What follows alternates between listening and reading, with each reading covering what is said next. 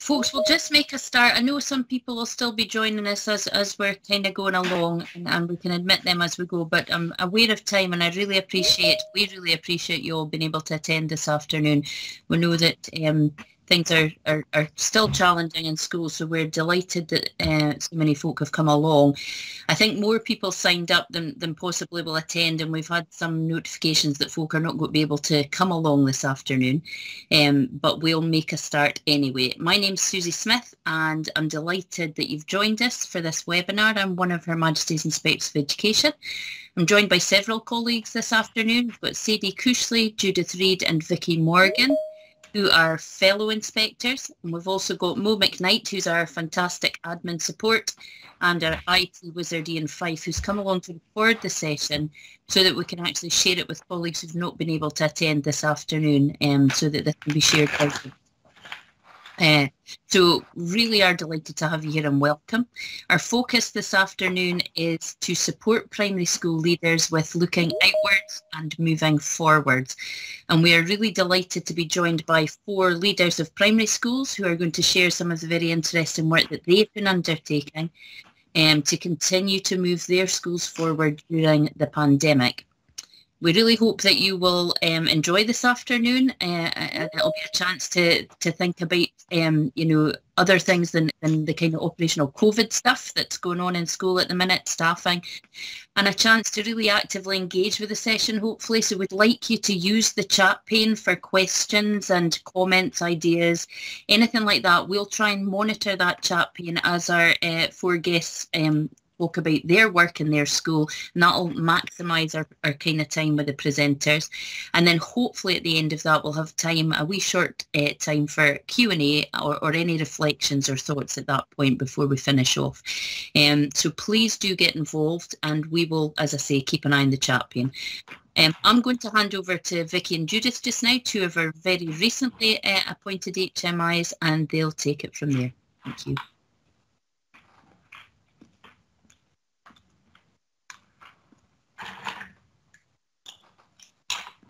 I'm the first to do the muted bit. My name's Judith Reed. I'm HMI very recently. So good afternoon, welcome to those of you who've joined us today. We're hoping that the contents of today's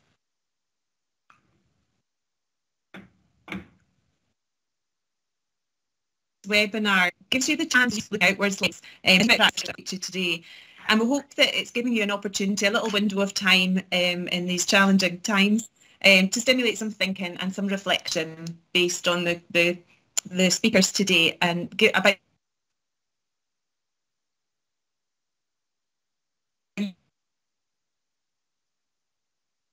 COVID restrictions have prevented people being able to go and visit each other in their schools, and that's been so valuable. So we're hoping to bring that to you today in your office or wherever you're sitting, hopefully.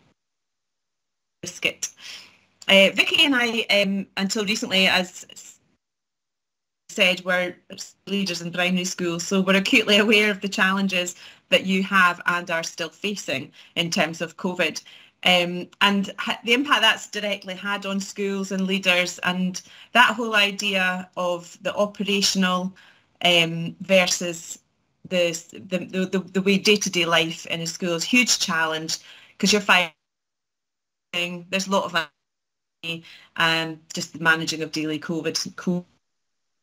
Some of you will know, some of you may not know, but last year between September and December, HMI carried out a range of visits, both virtually and in person. And these allow HMI the chance to gather information, look at what was working well, what the challenge, and other basically reality in Scottish schools just now. So during this afternoon session, you're going to hear from 4 of those schools, sharing their own unique stories and practices. Recent years have posed a challenge in that balance between operational acts of leading the school and identifying those little windows of opportunity to allow you to focus strategically on improvement. You know your schools, you know your settings, you know your journey, you know and the challenges that you face and the impact COVID has had on your school and your setting. And you know that knowledge and that evaluation of your own school setting remains the key to the basis of your improvement journey going forward. Over thing I can say from personal experience is that we can no longer assume, nor can we predict what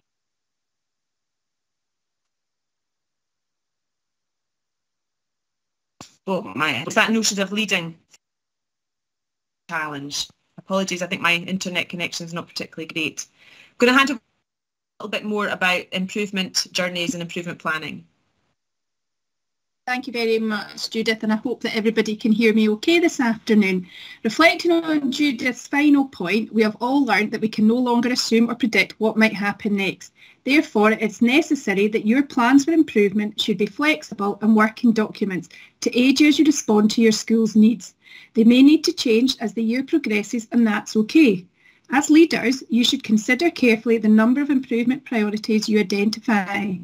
You may also need to reduce these, and that's okay too.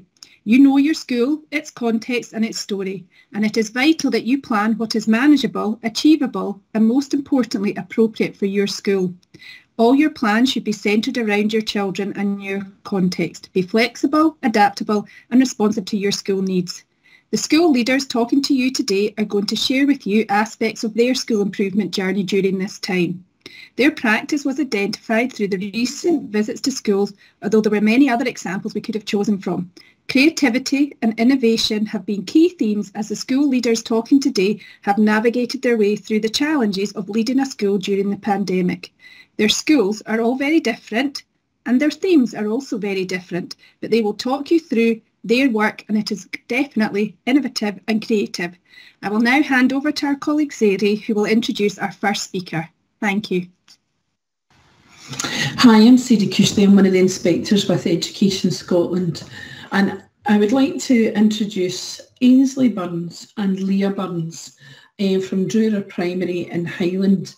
Now, I first came across Ainsley and Leah before Christmas, when we did a further visit to the school. Ainsley took over Drura Primary a couple of years ago post-inspection and had a huge improvement journey ahead of her. And then there was COVID. And I was particularly impressed by how Ainsley and then subsequently Leah, who's her PT, managed to turn around Drura and at the same time lead a second school. And I thought it was worthwhile capturing that improvement journey that had happened despite COVID. So I hand you over now to Ainsley and Leah, and I hope the audience will learn something from them. I was particularly impressed by how they plan for a primary 1 to 7 composite class, which is no mean feat. Okay, over to you, Ainsley and Leah. Thanks, Sadie. So as Sadie says, my name is Ainsley Burns. I'm head teacher at Drura Primary and also at Ballachulish Primary, two schools that are about 12 miles apart from each other. I went to Drura Primary following their inspection. I worked for the authority at the time and they asked me if I would go into the school when the head teacher left. So there's definitely no better self-evaluation than self-evaluation you're going to get after HMI have been in, because I've talked to all stakeholders and there's a very clear plan of what needs to be done. I went there in August 2019 and Leah joined me in August 20. We are a mother and daughter team.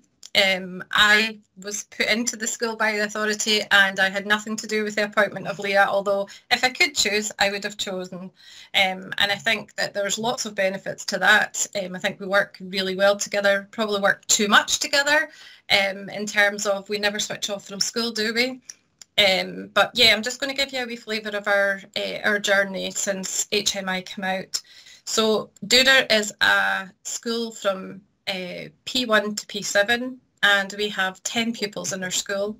At the moment we've got 2 primary 1s, 3 primary 3s, 2 primary 5s, 2 primary 6s and a primary 7. So there's quite a spread across the school. And within each of these, the composition of these, for example, our primary 3s, where there are 3 primary 3 girls, we have, they're at very, very different levels. So it's very much a challenge. When I went to Doura, the teacher who came with me at that time, I knew 3 weeks before the end of the summer that I was going there, and she knew about 3 days before the end of the summer that she was coming there. So it was very much we're kind of flung in at the deep end. But as I say, you don't get better self-evaluation than if HMI have been out. Can you move the slides on? Thank you. Oh, thank you. Next again, please. Thank you. That's it.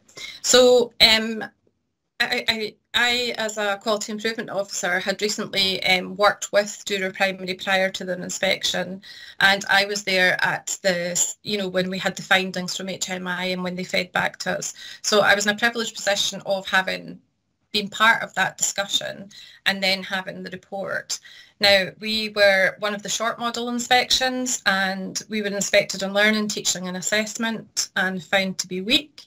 And for raising attainment and achievement, we were found to be unsatisfactory. So we had a big job ahead of us, a huge mountain to climb. One of the first things that I thought was really important was understanding why things were the way they were and how they had become that way. So one of our first action points was to develop highly motivating and relevant learning experiences that were supported by a progressive curriculum. So I had to look at what was wrong with the curriculum in Highland. We're fortunate we have a lot of good progression frameworks, and you'll see when Leah chats to you later on how we've adapted those progression frameworks. But when I went to Doura and they weren't using them, that was the first thing that I did, because it gave me some kind of bought time so that I could explore and self-evaluate the rest of the things that were going on. But it meant that I knew that there would be some kind of progression in place from the get-go in August. Unfortunately, although it was a small school, they had a huge number of teachers. They had 3 teachers in over the course of the week, and the teachers over the course of the week all had their own areas of the curriculum, but there was nobody who had kind of the overarching view of what was happening within the curriculum or how the different aspects that they were teaching complemented. There was very little opportunity for breadth, depth and application within what they were doing. Because there was no crossover, there was no collegiate planning. So that was one of the very first things that I kind of put in place, and made a commitment that we would try and minimise the number of teachers. So if my teacher was off, and I was very fortunate she wasn't off very often, I would go into the class, and that gave me the opportunity to see very much what was going on and see the progress that was being made and whatever. They also said that as a matter of urgency, we had to plan appropriately challenging learning that met the needs of all the learners. We had to make sure that tasks and activities took account of what the children already knew. And I think that was something else that we picked up. There was no clear understanding of where the children were in their learning. They had fantastic opportunities for achievement. They had lots of different partners who worked with them, but they weren't part of the curriculum map. They were just really nice experiences that the children could participate in. And whilst that's brilliant and great, it created gaps. It created lots of gaps in the learning. Some of the children were out for a lot of interventions, and that was also creating gaps. Leah's just showed me the time here and saying, Mum, you have to move on, so I'm going to move on. You can see there the areas that we had for development. And actually, in all of the things that we were doing there, when it came to the recovery curriculum, very much that's what we were doing anyway. So I'm going to move on to the next slide, if that's okay.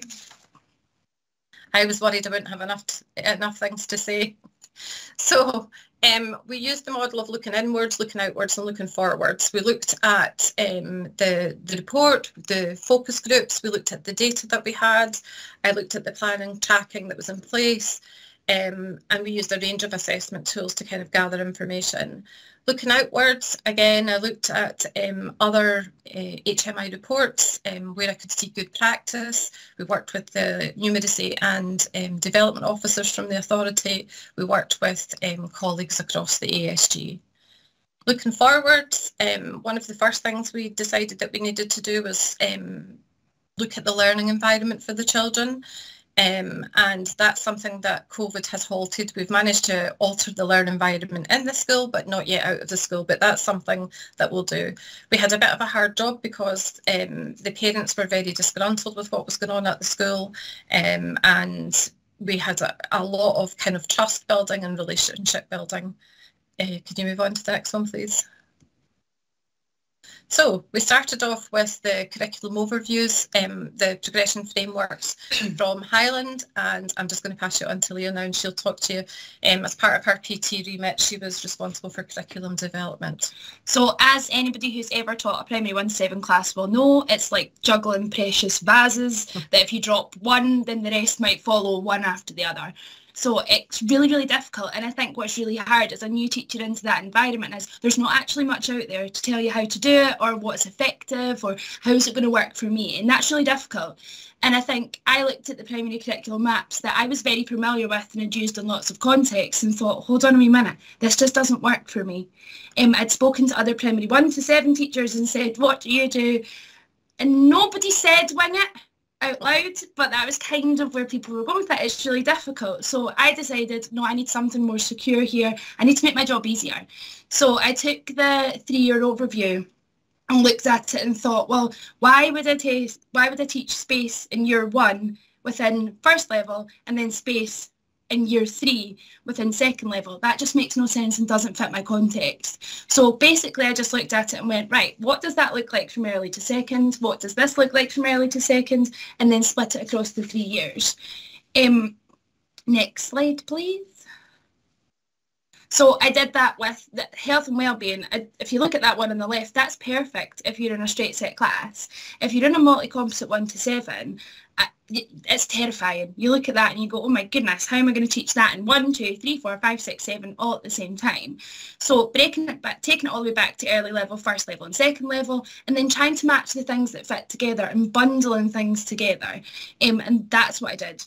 And I just looked at it over a 3-year plan, and I took away, within the Highlands primary curriculum maps, they have context for learning. Now, again, if you're in a primary 1 to 7 class, you'll know that one of the hardest things is keeping all the children in your class engaged. The maturity levels was the thing that I kept coming up against. How do I make this appropriate for my primary 7s and my primary 1s? And thankfully, I have a bunch of children who I can engage very easily. They love learning. They love being in the classroom. But actually, it was looking at what's the context that's going to suit them, putting the children at the centre of their learning, having those discussions. So because I had such good knowledge about what the curriculum for excellence parts we need to cover, where the outcomes and experiences, I could then actually come to them and say, look, this is what we need to cover. I've got these ideas. What do you want to do? Vote. How can we have these discussions? And then they could be part of the whole planning process. What do we know? What do we want to know? And how will I know that you know that? And that's all based off using these planning structures. Next slide, please.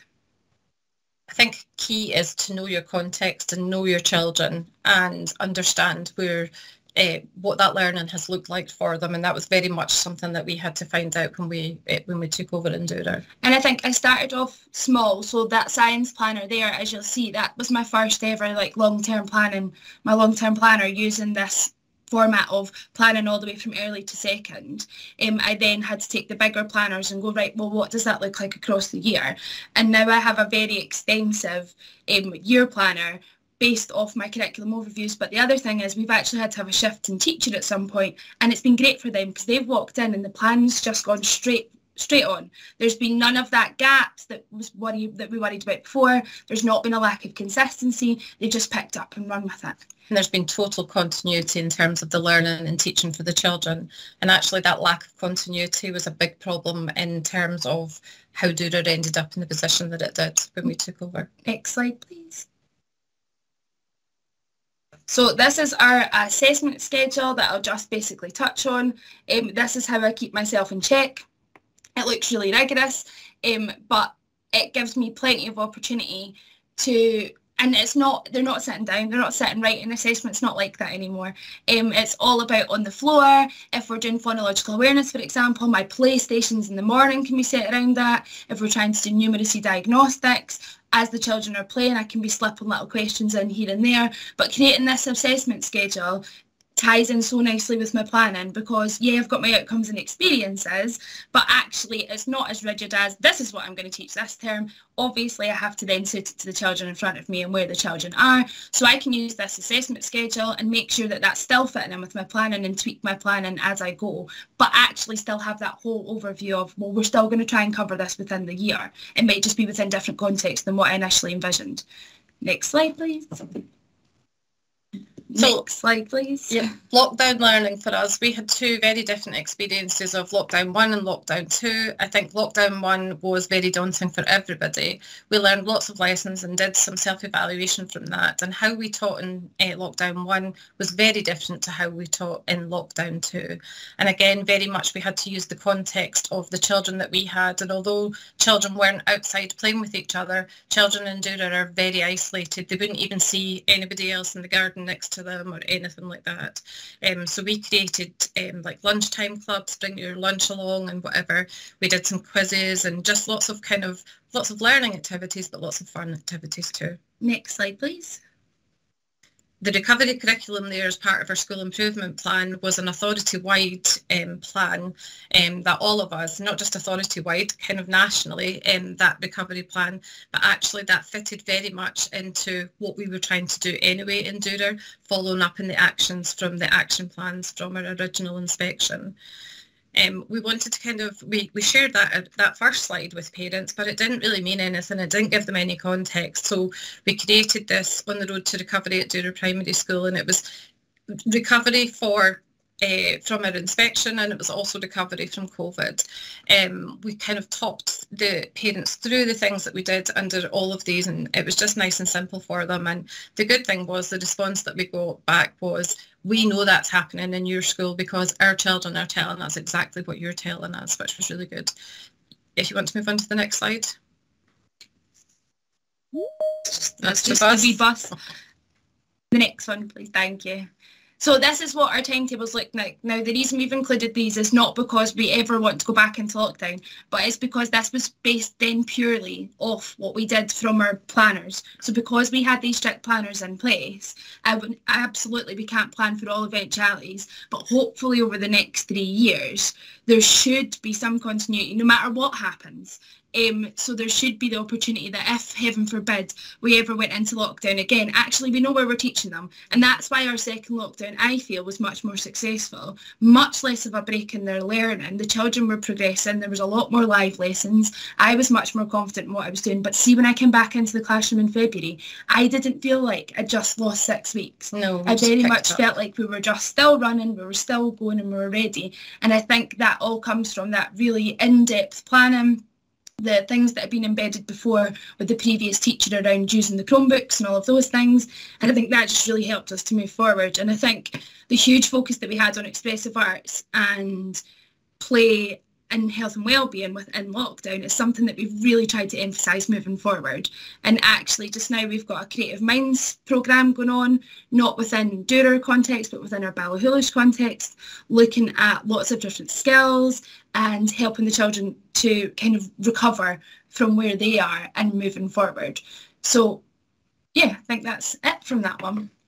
Yeah, sorry, I think we've probably gone over our 10 minutes, but we're more than happy if anybody wants to chat with us about what we've done in terms of the curriculum. It's not the absolute best practice ever, and there'll be people who've got better things than we have, but for our context, it really works. And it helped when Sadie came for us to be able to say, this is what we're doing and this is the direction we're going in, and thankfully she was very happy with what we were doing. Yeah, I think Sadie was bowled over would be my description of it, and given that you managed all of that during COVID, thank you very, very much for that. You're welcome, thank you. Thank you both. Now, I'm going to introduce our next head teacher. It's Annabelle Burns. It's a pleasure to introduce her. She is the head teacher at North Muirton Primary School in Perth and Kinross, and Annabelle's situation was similar to what Ainsley inherited, and that she took over a school that had been inspected, a short model inspection, with quite a large action plan at the end of that. So Annabelle came after the inspection and took up post just before COVID. I'm going to hand over to her. She's in a different position in that it's a much larger school in an urban setting, but Annabelle will talk you through, because I don't want to take up any more time, what she's worked on. She's had a huge range of things, but she's focused in on learning, teaching and assessment for us this afternoon. Thank you, Annabelle. Good afternoon, everyone. Thank you, Susan, for that introduction. Yes, so I'm the head teacher at Northmewton Primary School in Perth. It's a role of about 232. It comprises of 10 mainstream classes, a nurture class and 2 intensive support provisions. And we have a nursery that sits between about 60 and 70 children. Yes, the school was inspected in 2019 and both 2.3 and 3.2 were graded as weak. And I became the acting head teacher from January 2020 and then permanently appointed just a few days before lockdown. We've then had a return visit in November 2022 and the outcome, I'm delighted to say, was no further visit was required. And at present we're working towards merging with another school to form a new school, one of the first Scottish passive house schools, which will open in April 2023. Could you put the next slide, please? So, and the next one. Thank you. So I'm not going to read those out, but there's a flavour of our starting point. So here I was, March 2020, a lockdown. The report was published on the 24th of March. We went to lockdown on the 23rd of March, and here's a flavour of that report. So like Jura, we had a huge school improvement plan, a new build on the horizon, and now a pandemic. I won't lie, I did think about running to the hills on a few occasions, but of course we were stuck to our gardens at that point. So like Jura, just putting the learners right at the centre was where we started, and I was really well supported by an excellent senior leadership team. We believed in each other and were absolutely committed to improving outcomes. And through imposter syndrome and the fragile layers of a pandemic, we kept believing. So everything centred around improving outcomes. Every time something else challenged us at each marker in the journey, we were committed and we were relentless in closing every circle. Every circle we closed, and even though I had to be very intuitive, if I closed it quickly, I still closed it so the staff saw the beginning, the middle and the end. We, like you all, wanted to keep improving outcomes for our learners, and now it was absolutely critical that we did. So we did this through a very detailed action plan. And of course, running that action plan in a pandemic meant that we had to be very sensitive and intuitive to our approach to self-evaluation and to the pace of improvements. Could you put next slide, please? So through the very detailed action plan, we had this huge agenda and much to accomplish. So I'm going to give you just a flavour of the 3 drivers that were the key themes of our very detailed action plan. So improving high quality learning and teaching and striving for consistency, which you heard from Jura as well. And in doing the 2 of those, we empowered our team. And I'm sure much of what I'm just going to talk about very briefly now, you already have in place, but we obviously didn't. So if nothing else, you'll find this reassuring. Improving high quality learning and striving for consistency, we were absolutely relentless on. And I was very well supported by a team who appeared to be really hungry to get it right. So this was a team approach. This was us, and the whole time I talked and worked with this team, we were together as one. So we all owned that report. It developed the confidence of staff. Staff needed to feel it was possible, and they all needed to own that action plan. So that was shared and evaluated at every step. Every action was answered with, how will this improve outcomes for learners? And although the pandemic did mean I need to be very intuitive to my families and staff, I regularly put out 3 quick questions all the time to children, families, staff, all the time, gathering where everyone was. Pupil voice was really limited, and so it was absolutely imperative that I ran that through everything that we did, and everything that I did, or we did, we made sure that was part of it. Can you go to slide 4, please? Thank you. So it was a pandemic, and I could not afford to stop working strategically with my team. So if you take nothing else away from me today and you have a problem with engagement and participation, this is the book that we started with. So I stripped everything out operationally, did that all through diaries, team messages, morning and afternoon, and follow-up emails. And every time I worked with my staff, I only talked about what we were doing on our action plan. professional leading led at the heart of all our work, and that supported bringing a team approach, because it wasn't Annabelle saying, it wasn't HMI saying, it was about looking at what evidence shared and about looking at what we could do differently for our learners. So this book proved to be an excellent foundation for our collegiate sessions. We stripped back, we gave protected time. I picked up that there was a dip halfway through in a week within our schooling on a Wednesday. So what I did was we developed a health and wellbeing programme for our families, lots of family learning. And on a Wednesday at 12, the families and children went off to do that in lockdown. Our staff had an hour's lunch and then came online, and we worked relentlessly every week. The why, the what and the how underpinned absolutely everything we did, and I picked that up from the learning imperative. It was really important that people understood the what, the why and the how, so that they knew what they were doing and why they were doing it. The why was most important because it brings relevant. The what was the why was the what was also most important because it began clarity, and the how approach was the tools and strategies needed. We developed book clubs and online coffee catch-ups for people to then bring depth to the learning that we did in the collegiate work, and that all of that brought together a knowledge, a confidence and a practice. So when we came back to school, our staff were in a good place to take forward this learning that we had developed together. So I needed to then develop a really robust quality assurance in COVID times to ensure that staff were working through these improvements and that staff were responding and making a difference. So we became learning detectives, the senior leadership team, and then that ran into classrooms. So everything was flipped to learning, because we had a tendency, and were acknowledged by HMI, that we were good at our nurture and we were good at our support. It was learning, the real depth of learning, and people did not talk about learning. So that is what we built with our staff and with our children.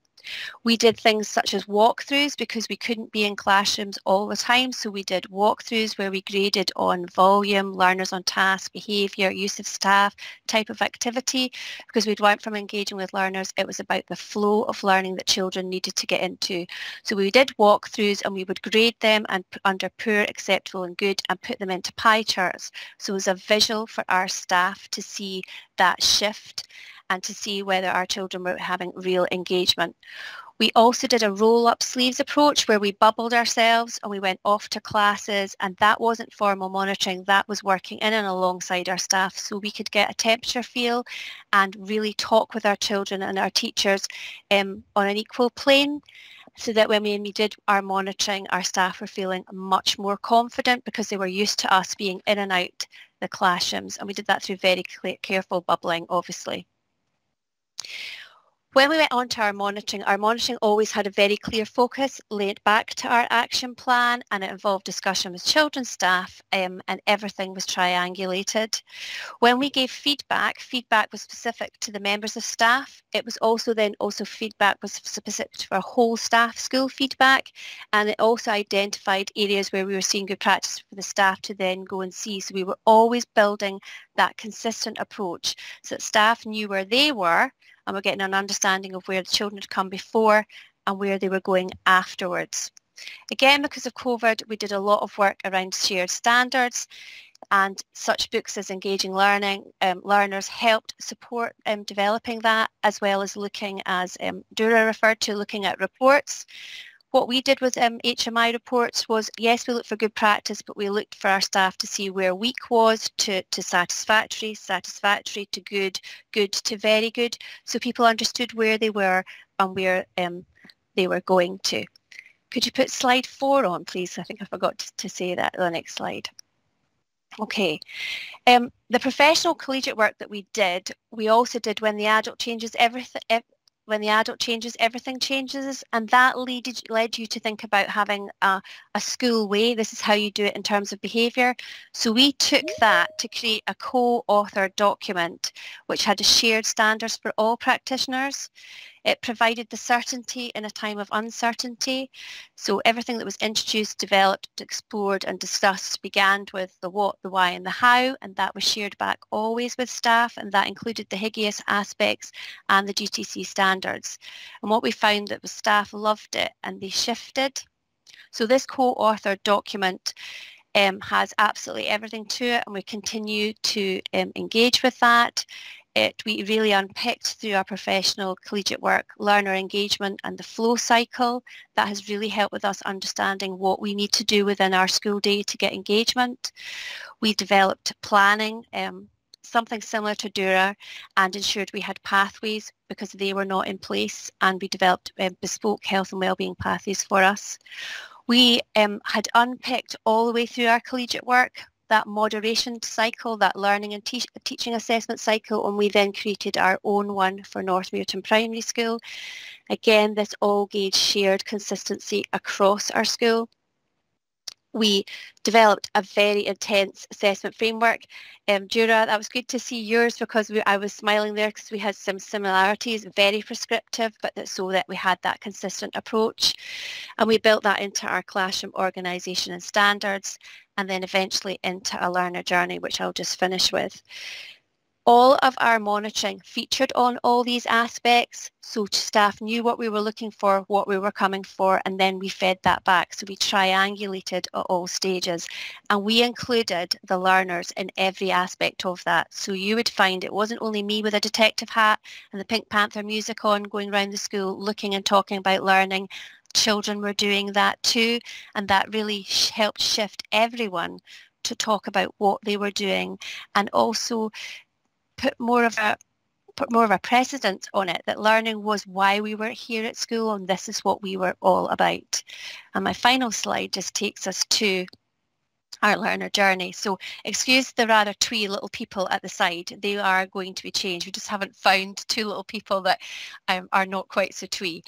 But here we moved to having our ready, respectful, safe and kind. And I did a lot of that through online work with the children. So I met with the children, the whole school, every week online.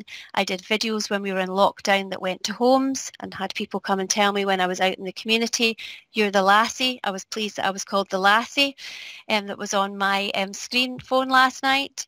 Obviously within the roots with the 4 capacities, we developed what our children needed, that we felt they needed. And that was our core, and that is our river that runs through. And then we developed 3 stepping stones, which obviously take us from early to first to second level. This is an accessible visual that our children, our families and our staff own, and is something that we're working to develop further and make more relevant as we move to our new school at Riverside Primary. And I will finish with having seen our first brutal quotes at the start of where we ended. One of the phrases from our letter from HMI was that "This is it" guidance had developed collegiality by staff, provides advice and clear expectations of practice, and this supports improved consistency in the quality of learning and teaching across the school very well. And again, like Jura, I'm happy to share at any time anything anyone's interested in. Thank you very much for listening. Thanks, Annabelle. And that quote from the letter actually is underwhelming compared to, as Sadie said, how bowled over I was with the difference in your school, and not just in the atmosphere, the culture, and how confidently staff and children were talking about learning and the progress they'd made. You could see they were taking a pride in that. So I can't overestimate just what an amazing job you had done at Northmuirton. So thank you for sharing. Our next head teacher is Ruthanna Chalmers. If we could move to the next slide, thanks, Mo. Ruthanna is the head teacher at Mason Dew Primary in Angus, and I was lucky enough to visit Mason Dew as part of one of our national thematic reports with a focus on recovery. And Ruthanna is going to talk to us about the way that she and her team in the school are using data to help at this current time with recovery and getting it right for the children there. Thanks, Ruthanna.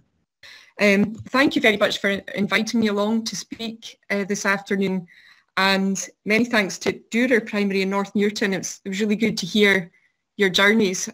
And I think just over the past 2 years, we've all just sort of channeled down into our own schools, haven't we? And it's lovely to hear practice in other schools. So thanks for sharing your journey. Mason Dew Primary School is a school of approximately 400. And we're in the cathedral city of Brechin in Angus. and I've been head teacher here for 5 years. I came back after maternity leave and straight into the first lockdown, so it's been a bit of a rough road over the last 2 years, and we can all identify with that. But we made it our ambition in Mason Dew to try and thrive a little bit and not just survive.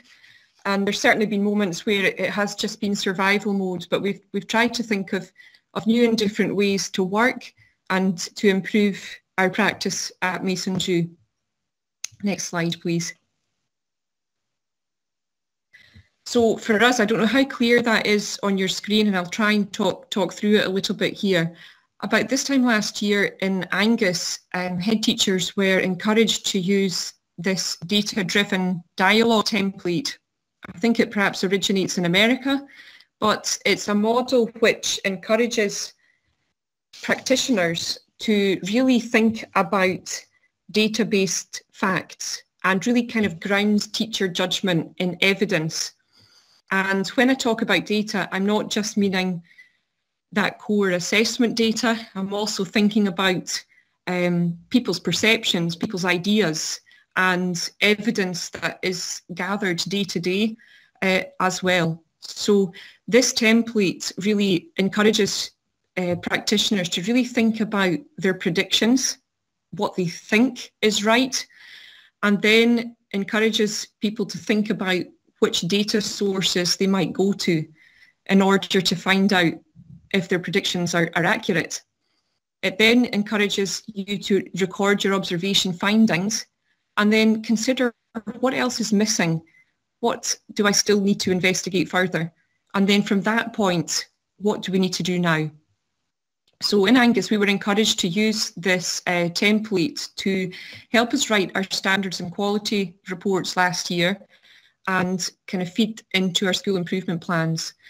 And to be honest, when this landed in my inbox, it was a bit overwhelming to begin with. But when we got our heads around it and we started thinking about what data do we have already, it started to make sense. And I've really enjoyed kind of working through this methodology, and I think it's really helped us as a school to really think about the evidence behind our judgments and ensuring that school improvement is based on solid evidence. Next slide, please. So if I just reverse a little bit back to after lockdown 1, as a school community, we worked together with parents and staff and pupils to build our very own bespoke recovery curriculum. And we identified those 6 areas as key areas that we would want to focus on coming out of the first lockdown. And then we carried this on into our second lockdown and as we came out of our second lockdown. And so at the start of the academic session, we really thought about what data would we need to gather in order to evidence our progress in these 6 areas. And that's kind of the evidence that we located when we thought about the data-driven dialogue. If we skip to the next slide. So as a senior leadership team, we felt that it was important to include teachers in the gathering of data and the analysis of data, and a range of data at that. However, we felt that to give teachers that data-driven dialogue template would be really overwhelming. So as a leadership team, we began to form our own assumptions and predictions and wonderings around some key questions about where learners were, how they had engaged in home learning, the impact of lockdowns, and so on. And as a team, we decided to kind of specialise in a different area of data collection and start to locate the sources and bring the data together. And we discovered that we already had a lot of data in the school. So prior to lockdown 2, we continued with our learning visits and we'd had a real big focus on 2.3. And in the last presentation, the Mark Burns book was identified there, but we'd worked on teaching backwards in lockdown 1. And then on the back of that, really looked at 2.3, learning, teaching and assessment with our teachers. and focused our learning visits around a rubric that we used that kind of helped teachers map out where they were in relation to that QI very personally. So we had that data.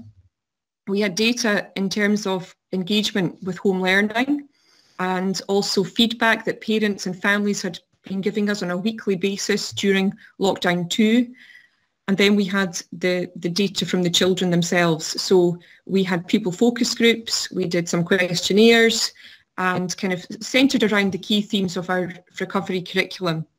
And then there's the evidence that the children produce themselves, so the work that they produce and the assessment data, the kind of assessment calendars that you've both schools have mentioned there. We also have one that we stick to rigidly, and that generates a whole lot of data as well. And we became quite passionate actually about our data, and we thought about data in terms of you really can't just have one piece of data to base a judgment on. You really need that kind of big range of data to decide on what's going to be in your school improvement plan next year. What are the areas that we really need to work on? In terms of pedagogy, what is it as a staff? Where are our weak points? And that came from our analysis of 2.3. So each member of the senior leadership team focused on an aspect of data gathering, and we pulled that together. And then we thought we would need to make this accessible to staff. So we chose to use a sway, and in that sway, we presented the different pictures of data.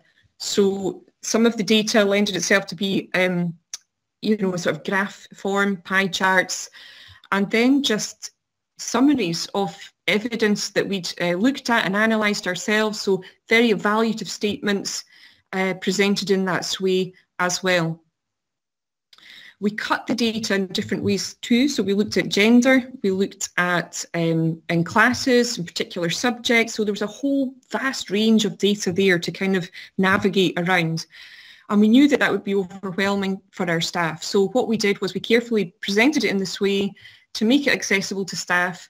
And then we thought about the questions that we would ask staff to really help them analyse the data and come to conclusions that would be helpful in driving the school forward in terms of school improvement.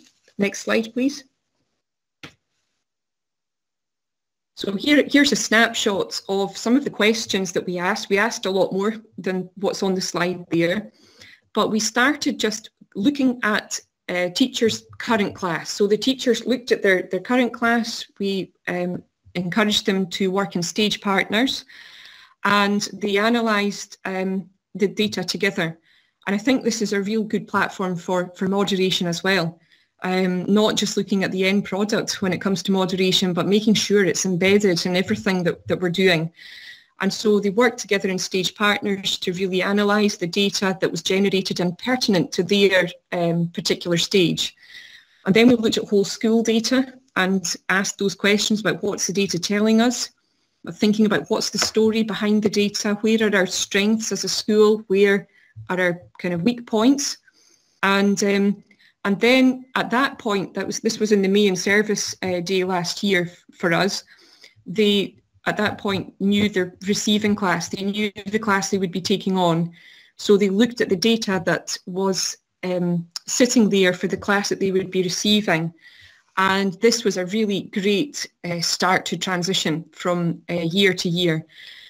And of course, the current class teachers had already analysed that data, and we were using a shared OneNote that class teachers could see what each other were putting in there.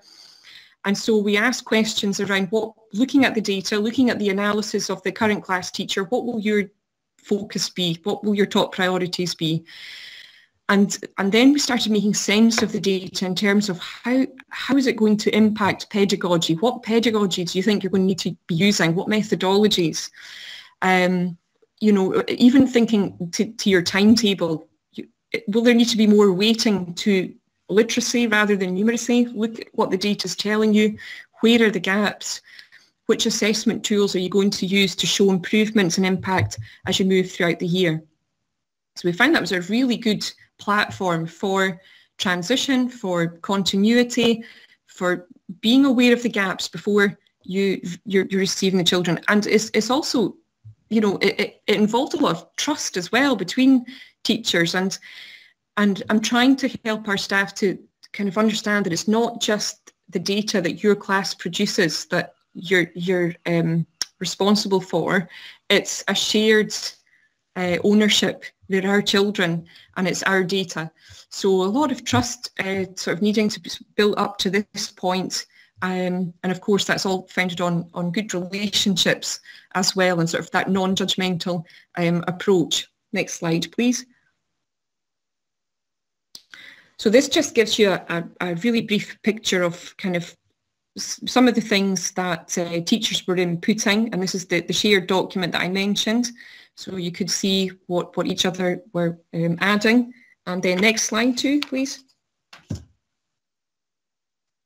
And there again, just a further example that was focusing on why do you think these are particular strengths? What is it that you've done this year that's made a difference, that's had an impact? So they were able to kind of detail some things there, and then very handy for the receiving class teacher to see what has already been working and successful. And then from that point, next slide, this launched into our creation of our draft school improvement plan. So we were able to come to real concrete conclusions based on evidence around where our areas of weakness were. And this was the stretch aim that our local authority encouraged all schools to use. But we used it to really kind of drill down and think about which area do we want to focus on. And for us, it was writing. So we kind of took the staff through a process around creating that school improvement plan. And you can see the steps there on the screen that we kind of worked through. And I found that this is really helpful in getting buy-in from staff, because we work together. It's rather than the school improvement plan sitting as some sort of strategic document that they didn't really have much ownership of or not much idea what was in there. They really kind of bought into this. Next slide. And so from that kind of analysis, we were able to write, we felt, a really robust school improvement plan, and also a strategic school improvement plan kind of based on solid evidence. And then moving into this current session, next slide, we thought about how do we make this accessible to our parents?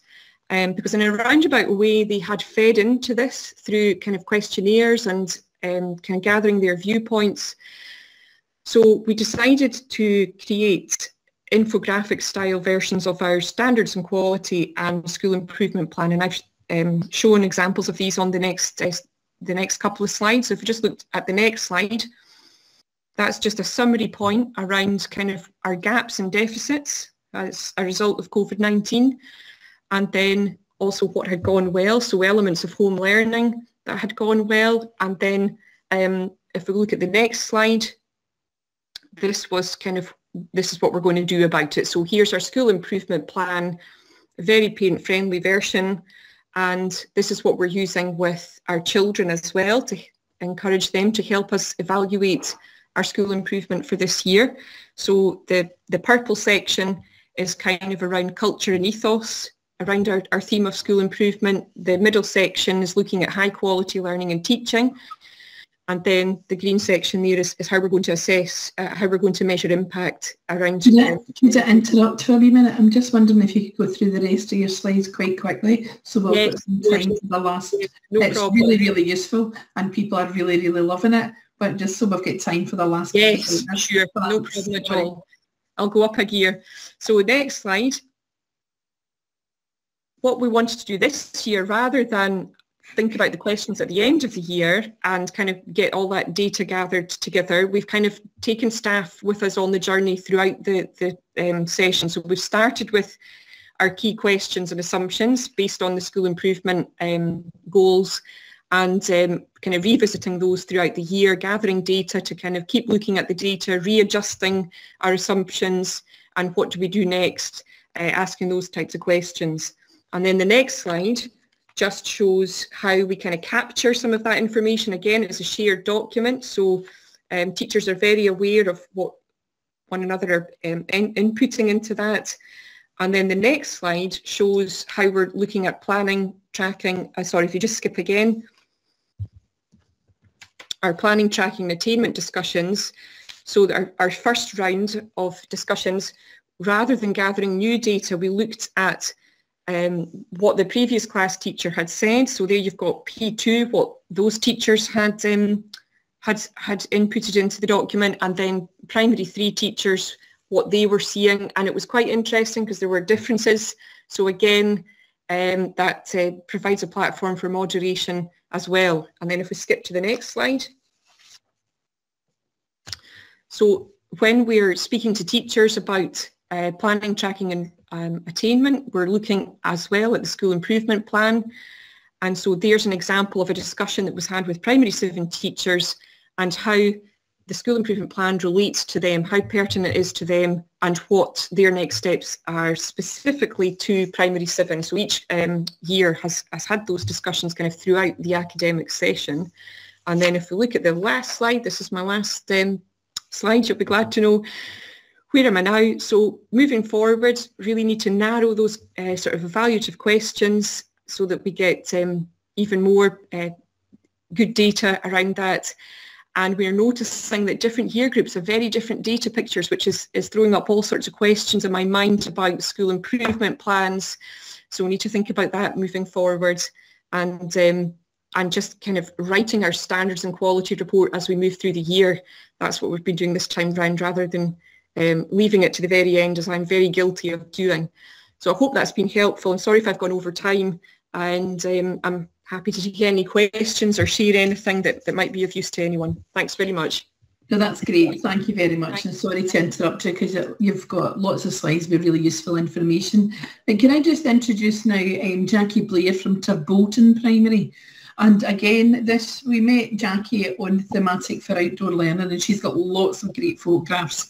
And for someone who's not very outdoorsy, I spent all day outside in Jackie's outdoor areas. And it was inspirational. On you go, Jackie. Good afternoon, everyone. I'm the head teacher of Turbolton Primary School, and I've been the head teacher there for 12 years. And it's the work around outdoor learning to promote health and wellbeing as part of COVID recovery that I've been asked to share with you today. Can we go to the next slide, please?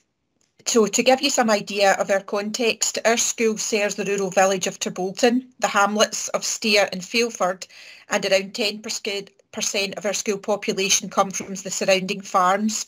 There are 275 pupils in our school, including 10 in our early years class, and 30% of our pupils meet the entitlement for free school meals. We have a beautiful school building, which only opened in May 2017. We absolutely love our school building. However, the grounds were a real disappointment to us. We had lost lots of areas the pupils had created in our old building. We had lost lots of play space. So from the word go, we knew that we needed to settle into the building, but very quickly had to consult pupils on how we were going to make our outdoor area work for us. Next slide, please. So we consulted our pupils and asked what they would like. This is a drawing that they did for us. They wanted to know what they wanted their outdoor area to look like. We wanted to ask them what they wanted to be able to do outside, what they wanted to learn outside. We didn't have a budget for any big work, so we did have to keep bringing the children back from their suggestions of swimming pools and zoos and fairground attractions. But it was clear from everything that they said that they wanted to be physically active outdoors.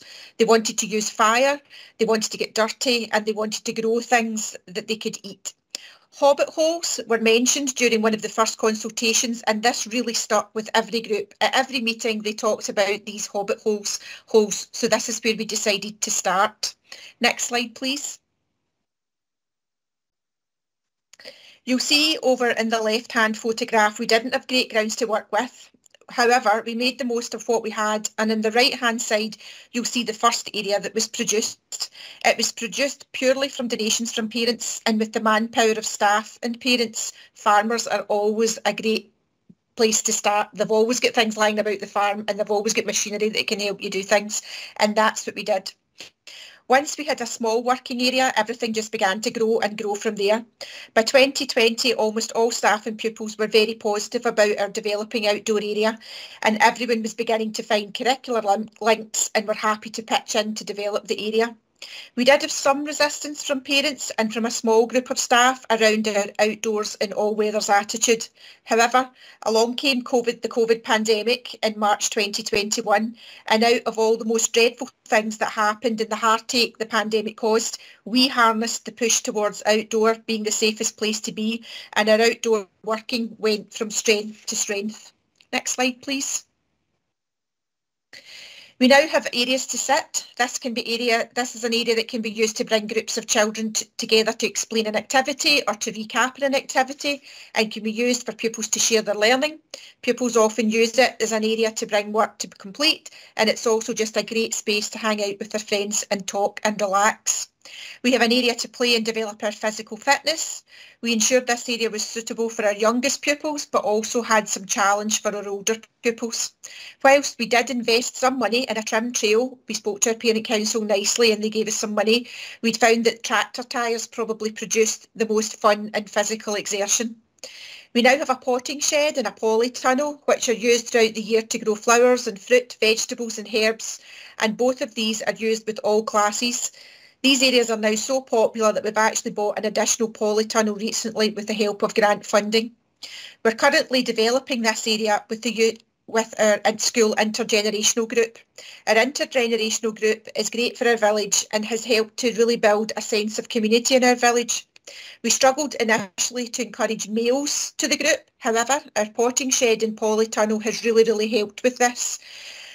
For some of our pupils, the male influence in the potting shed and in the polytunnel have had a real positive impact. And just arrived in the last few weeks is a pond.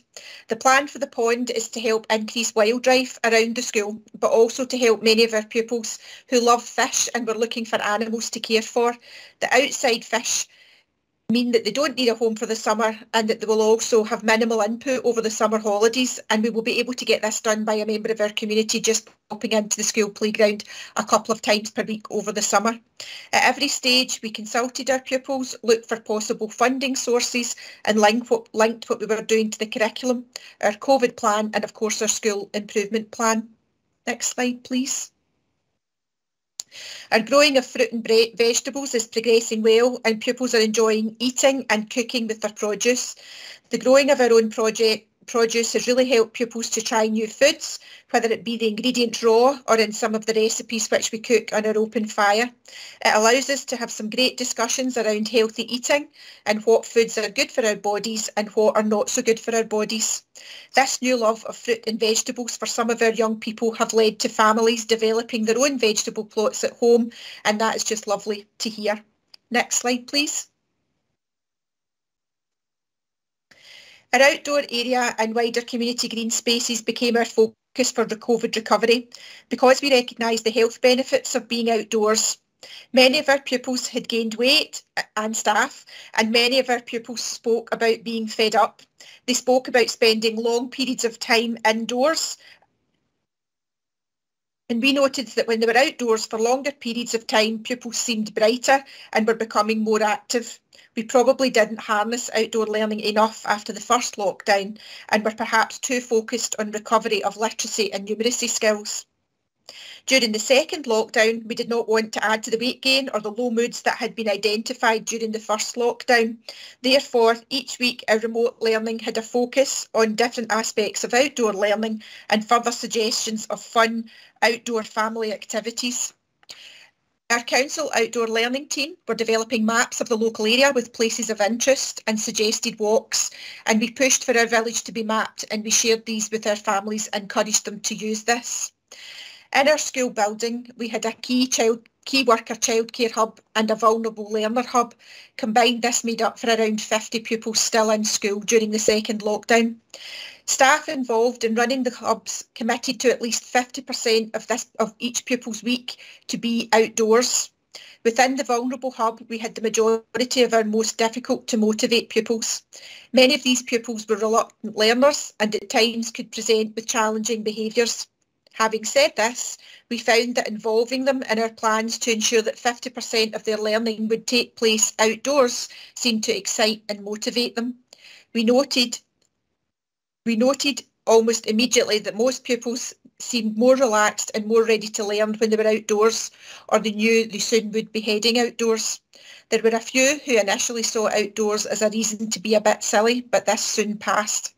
They were embracing the outdoors and working and wanting to stretch their knowledge of outdoors and sustainable living. As more pupil groups returned to the school building, we continued to have a big focus on learning outdoors and learning about the outdoors. Staff were asked to make a commitment of providing at least 1 hour of learning outdoors per day, but more so if they wished. For staff who were not comfortable teaching about the outdoors, support was in place and loose parts play became a focus for pupil groups they were leading initially. Loose parts became a pressure-free way for reluctant staff to see that pupils engaged well outdoors, pupils became inquisitive outdoors, and more importantly, pupils presented as content and happy outdoors. Gradually, more and more staff began dabbling in teaching outdoors and teaching about the outdoors. When our budgets were announced for 2021-22, we decided as a staff to use our COVID recovery money we were allocated to employ an outdoor learning assistant on a part-time basis. Throughout the course of the year, every class would have 2 terms where they had a minimum of 1 day per week learning outdoors with our outdoor learning assistant, and in terms where they were not spending time outside with the learning assistant, the class teachers would plan a minimum of 1 hour per week outdoors. In addition to this, staff could identify pupils who would benefit from increased periods outdoors, and support and boost groups were formed. School assistants worked alongside our outdoor learning assistant, and this was part of us building capacity within our staff to ensure we were able to continue to develop outdoor learning in our school even once the funding we had dried up. We have noticed many benefits of health in working outdoors. Pupil surveys tell us that pupils themselves enjoy working outdoors and that they are now much more knowledgeable about sustainable living as well as their local environment. Many report to spending more time outdoors at weekends as they've realised that they like being outdoors and feel better when they spend time outdoors. The most striking improvement for us as a school has been around pupil behaviour. Some of our most challenging pupils indoors give us cause for concern, whilst outdoor give us very little cause for concern. We speak to them about this and they tell us that they feel calmer and that they feel happier outside. Outdoor learning has also helped to improve our attendance. We had noticed that on days that each class outdoor learning, there were rarely any pupils absent from the class. We looked at trends in pupils who had poor general attendance, but were always able to be there on days when we were learning outdoors. In some cases, we spoke to parents and helped them to identify and to realise that their children were picking and choosing and when they would come to school. We were able to discuss what it was that made them want to come into school on some days and not others, and help parents to realise that children are not always ill when they say they are ill, and sometimes it's worth looking for patterns and exploring these a little bit more. For some, we were able to respond to the reasons they were giving us for preferring being outdoors and not coming to school on indoor days, and we were able to incorporate more outdoor learning into their school week. As well as developing greater mental well-being by being outdoors, whilst outdoors we were able to develop resilience, teamwork, leadership skills, and for many a newfound confidence. For some reason, many of our pupils would give things a go outdoors that were resistant to try indoors. Pupils who would sit back in group indoors became the ones who were supporting others to complete tasks outdoors. So it was refreshing to see and was really what kept encouraging staff to further develop what we were doing. Next slide, please. Whilst as a school we were confident that we had improved our pupil health through outdoor learning work, we recognised that without parental commitment we would not necessarily see long-term benefits. We recognised that we needed to take our parents with us on this journey. Initially, some parents were worried about the children being cold and wet outside, whilst others did not value outdoor learning in terms of the ability to continue to develop the core skills as they saw them of literacy and numeracy.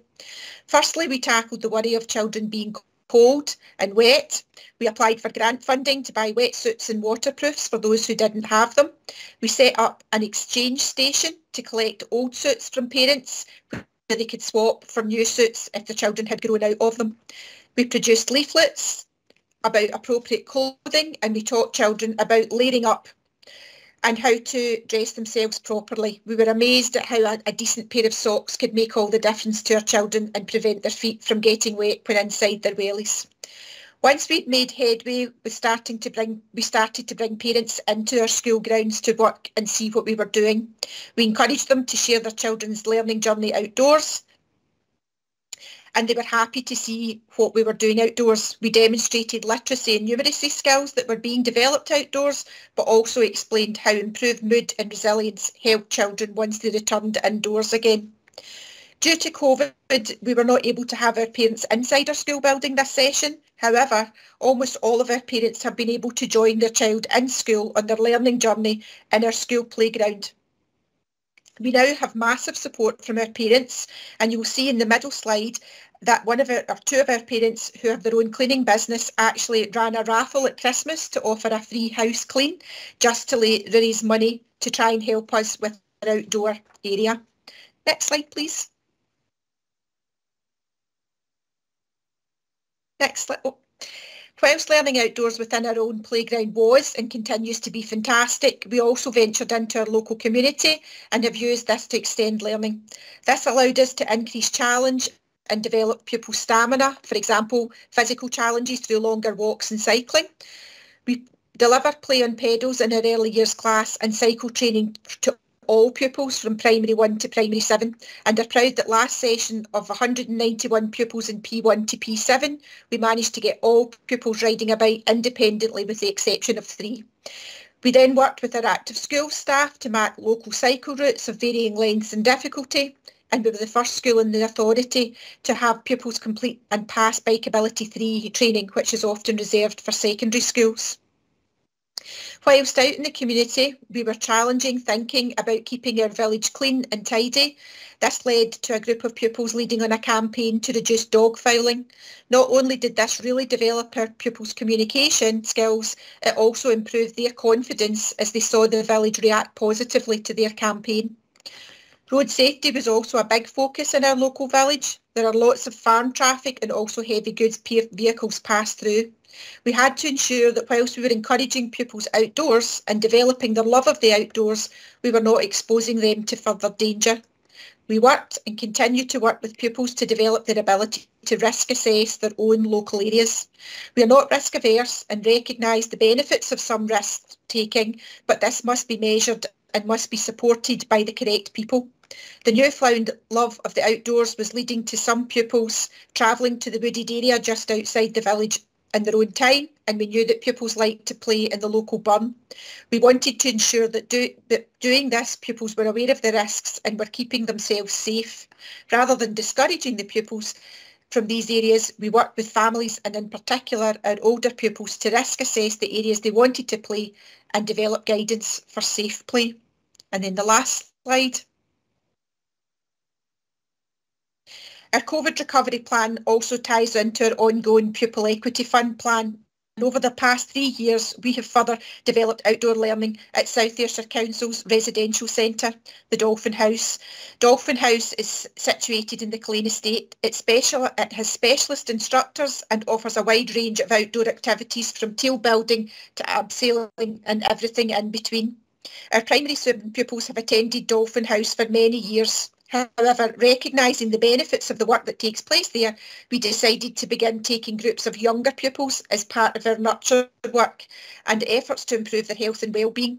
Staff identified pupils from primary 2 to primary 6 that would benefit from this 4-day residential.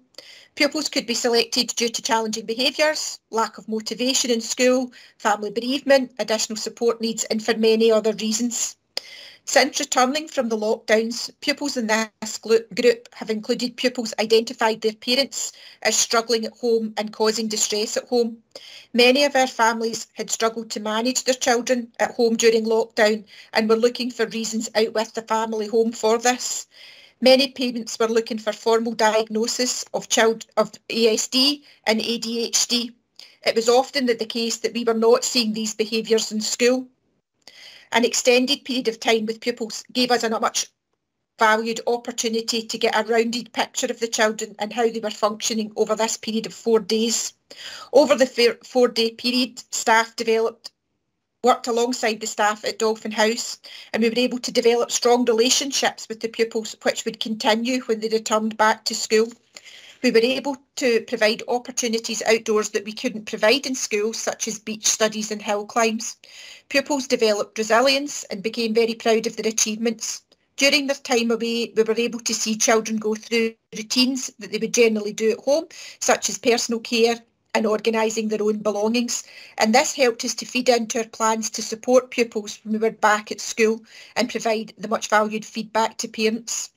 Pupils who attended our Nurture Week residential tell us of this time away allowed them to feel calm and allowed them to make new friends and try new activities, which made them feel proud of themselves when they achieve new things.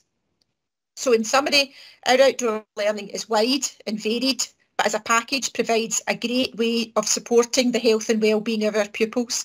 Outdoor learning has been expanded by use of part of our COVID recovery plan, and we will continue to develop our outdoor area in our school. Thank you for listening. Thank you very much, Jackie, and that was inspirational. I think maybe what didn't come across is your outdoor areas are like for the early levels. You've got nursery and primary 1 out all day, and you're in the process of developing your first level outdoor area and your second level outdoor area, which is very different from what you're seeing in other places. Thank you very much for that. So that really just leaves me to sum up and to say thank you very, very much to the 4 presenters that we have today. You'll see similar themes coming through that about a shared vision, involvement of your parents, your staff, your children, so that they all have ownership and they all buy into that. But that real drive and enthusiasm to be making learning coherent, progressive, and most of all fun for children. So we are running over time. We don't have a lot of time. But does anyone have any questions for any of our presenters just now? I think it was a hard job to try and get the amount of work that these 4 schools have done in under 10 minutes. So we appreciate, folks, that you've shared so much of your story. I'm sure that our presenters would be happy to be contacted. I know Annabelle's already put her details in there, but if folk, go off and have a think and there's something there that they were keen to follow up on, I'm sure each of our schools and presenters would be happy to kind of get in touch with you if that's something you want to follow up on. So thank you very much, folks. I'll let you all go and get your tea now. And thank you very much to all of our presenters.